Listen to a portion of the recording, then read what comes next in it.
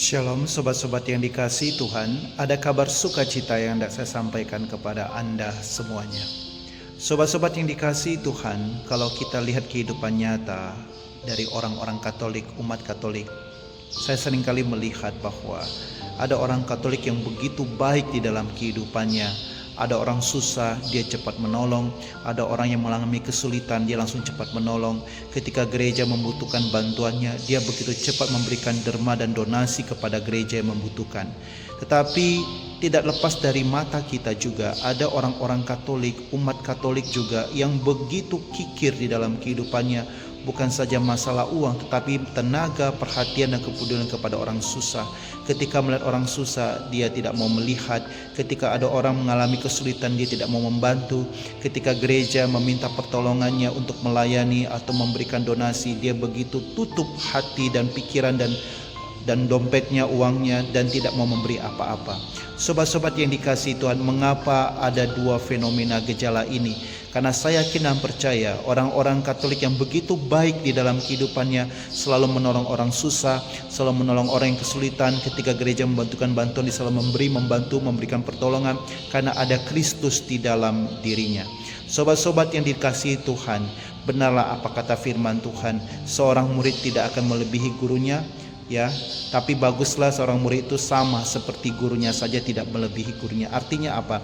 Jika Kristus ada di dalam diri kita, maka itu dalam diri kita akan menghasilkan buah.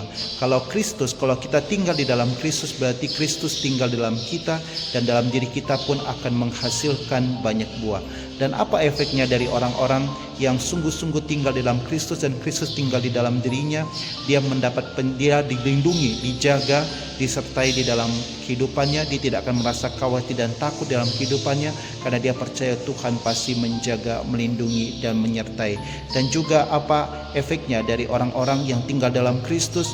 Dia sungguh-sungguh dijaga, diberkati, disertai di dalam kehidupannya. Sobat-sobat yang dikasihi Tuhan, jika saat ini engkau merasa bahwa Kristus belum tinggal di dalam dirimu, meskipun kita sudah dibaptis, kita menerima Ekaristi setiap hari pagi, setiap hari Minggu, dan kita sudah dikuatkan dengan berbagai sakramen-sakramen, tapi kalau Anda masih merasa Kristus belum tinggal dalam dirimu, serahkanlah seluruh hidupmu, dirimu kepada Tuhan Yesus, dan undanglah Tuhan Yesus untuk masuk dalam dirimu, sehingga dia pun nyaman tinggal di dalam dirimu.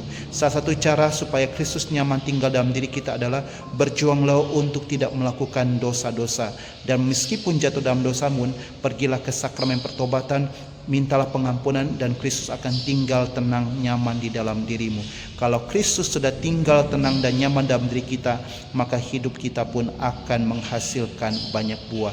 Dan kalau Kristus sudah tinggal di dalam diri kita, maka itu diri kita pun akan merasa tenang, tidak khawatir lagi dalam menjalankan kehidupan. Kita pun akan disertai, dirahmati dan diberkati oleh Tuhan. Shalom, Tuhan memberkati Anda semuanya.